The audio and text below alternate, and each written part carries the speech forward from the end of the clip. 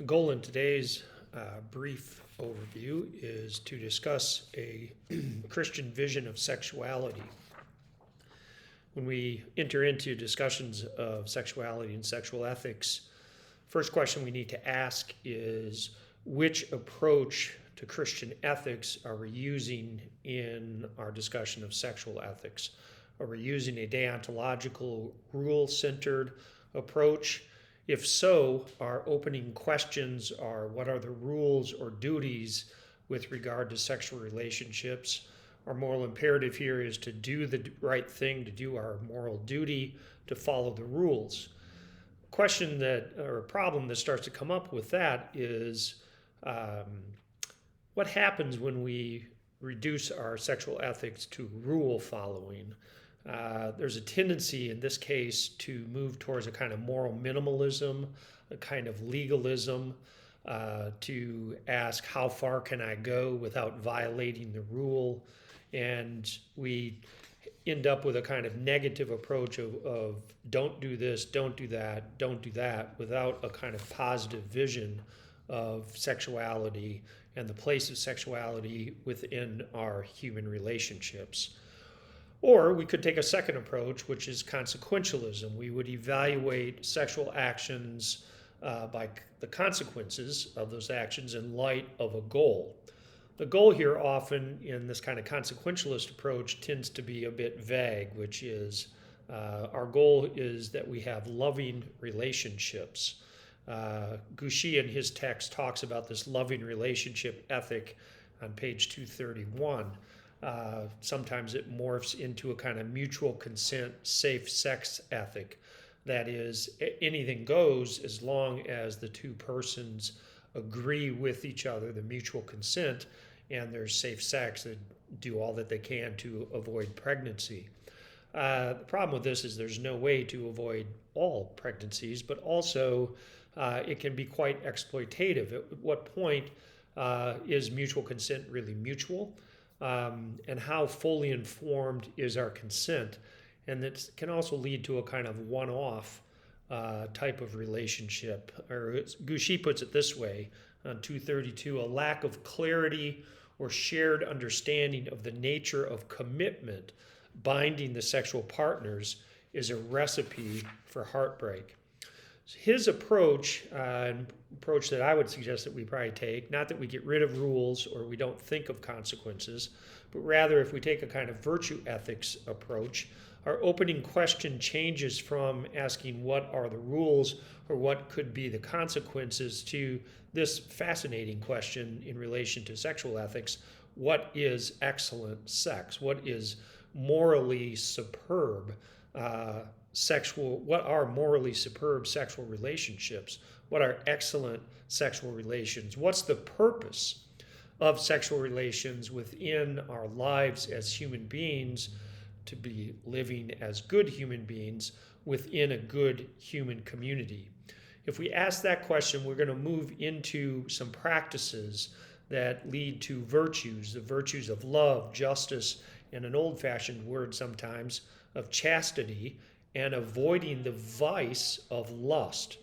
That is, what we're going to be seeking to do is to properly order or integrate our sexuality within the whole of our lives as human beings. So rules and consequences will be evaluated from the standpoint of a Christian vision of life. So let's turn to that. Let's think of sexuality within a Christian vision of life and see if that starts to help to guide our way of thinking through sexual relationships within the broader category of human relationships. So let's begin with a very basic point within that Christian vision of life that we've talked about earlier in the classes, that we're created as embodied persons. Being human means that we are also sexual persons. We're embodied persons. Being sexual persons, that sexuality involves all those ways in which we are embodied persons in the world and in relationship with God and each other as sexual or gendered human beings. So human sexuality then refers to the expression of sexual sensation and related intimacy between human beings, as well as the expression of identity through sex and is influenced by or based on sex. So let's keep going with this sense of that we are embodied, we're created by God as embodied persons. Being embodied persons and being social and historical persons means that through our bodies we have the capacity to form personal, intimate relationships with other human beings that last over time. We are timely creatures. We're in time, and our relationships are going to reflect that timeliness, that historicity, that sense that we are both social and historical. Our relationships have histories. Also, that sexuality is personal. Sexuality is not simply biological, but concerns our innermost being as human persons and our relationships with other persons. Sexual ethics then involves our sexuality and our sexual actions, being embodied persons in relation with God and each other, as social, historical, and as sinners, and as graced. So we need to think through how that sinfulness and that gracedness, that sinfulness, the fall, and the redemption are also going to play into our vision of sexuality. So this leads me to emphasize what I will call three central aspects of a Christian vision of sexuality. First, sexuality and sexual practice are goods. If we look at the Genesis account, the creation stories in Genesis, God creates us as embodied, as I was just speaking about, and as gendered persons for relationship with others. And God sees that this creation is good. It's consistent with God's purpose for us as human beings. You can look at the book, The Song of Solomon, which celebrates this goodness of bodily expression of love. In fact, this book gets used in the history of Christianity. Sexual love is a kind of metaphor for our relationship of love with God. 1 Corinthians, Paul writes that the body is a temple of the Holy Spirit, and the resurrection of the body itself, that Jesus rises bodily from the dead, so too our salvation as embodied human beings includes our bodies. Now, as good, there we can see three purposes in Christian history, Christian tradition, reflected through the scriptures as well, three purposes of sexual relationships. Gouchy identifies these as partnership, procreation, and pleasure. And I'm going to modify the procreation just a little bit. Let's start with partnership. This is sometimes called the unitive or effective purpose of sexual relations. That sexual relations as expressions of personal intimacy join together two persons in love. This is self-giving love for the sake of mutuality. Second purpose, procreation, or we could call this the generative purpose, that there needs to be a creative, procreative dimension of sexuality. Sexuality is not just between the two persons, but that relationship then is turned outward to serve others. And then finally, pleasure, the power of the erotic, as Audre Lorde talks about it, the graciousness of life, including of bodily delight, that bodily life, bodily pleasure can mediate or be a sacrament of God's grace. Now, with this vision in mind, what are some of the moral consequences of our goodness, of this goodness of our being embodied persons and this vision of sexuality within Christian life? First of all, we want to affirm the integrity of body and soul. And this rejects then a dualism or demonizing of the body and the resulting dehumanization of self and others. We will affirm a mutuality in our sexual relations. We want to have difference for sure, but without domination. We reject difference as a basis for domination. We are in fact built for relationship. It is not good that man, Adam, should be alone. It's not good that we be alone. We're built for relationship. Genesis 1:27 as well, when Eve is created as a helper of Adam, the Hebrew word is ezer. It's only used elsewhere in the Hebrew scriptures in reference to God as Israel's helper. See Deuteronomy 33:7, Psalms 33:20, 115:9. So helper is not a diminished capacity, but helper is like partner, one who works with and helps to support and sustain. Second thing we can emphasize is that sin distorts sexuality and sexual practice. Sin disrupts our right relationship with God and with our bodily lives and our sexual relations. It disrupts God's intention for our well-being in relation to sexual relationship. Sin is death-dealing in sexual relationships. It denies our dignity as human beings made in God's image. So it disrupts that right relationship, and flowing out of that is a disruption of the integrity of body and soul. Adam and Eve are ashamed of their bodies, Genesis 3, 7-10, and work now becomes hard and toilsome, including the work of procreation, Genesis 3, 17-19. It's sin that leads to the dualism that results in the dehumanization and in the demonization of the body.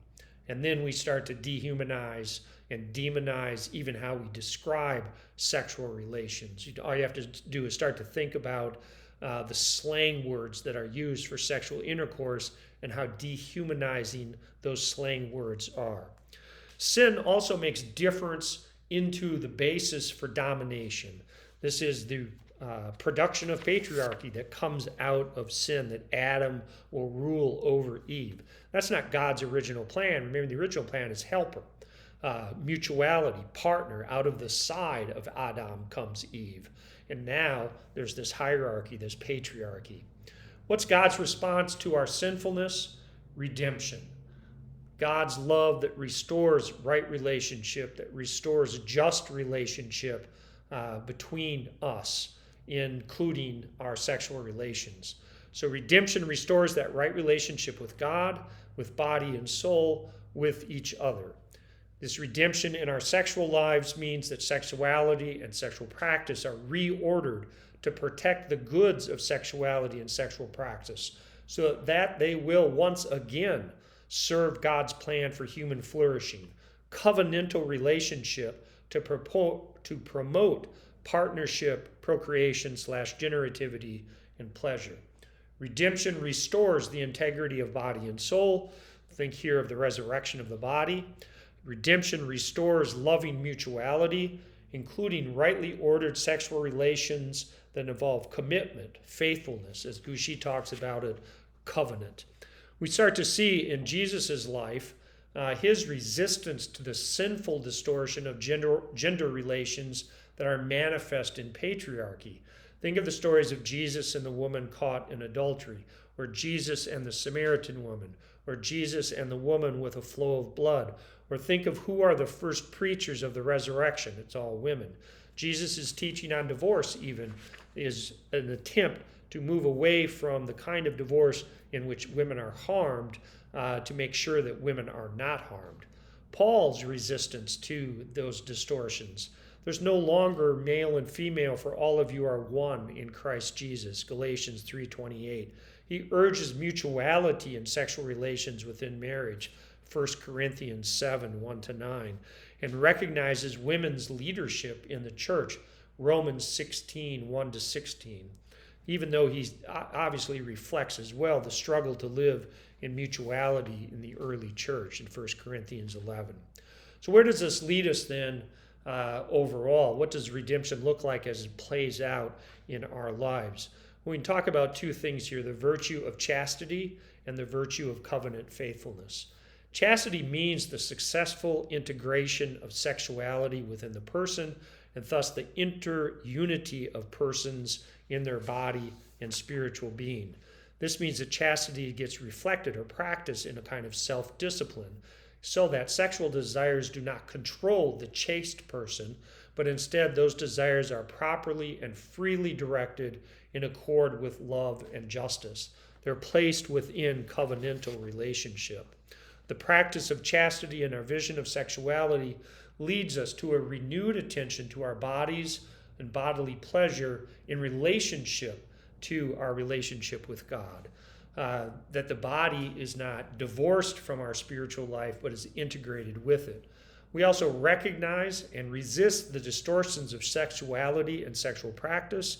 We resist the dualisms of demonization and dehumanization and domination, all of which deny our mutuality in the practice of our sexual relations. So finally, we structure sexuality and sexual practice to consistently express our desire to be lovingly faithful to God and to each other. This leads us to what Gucci talks about as this covenantal relationship that we'll talk more about when we're in class. Thanks so much.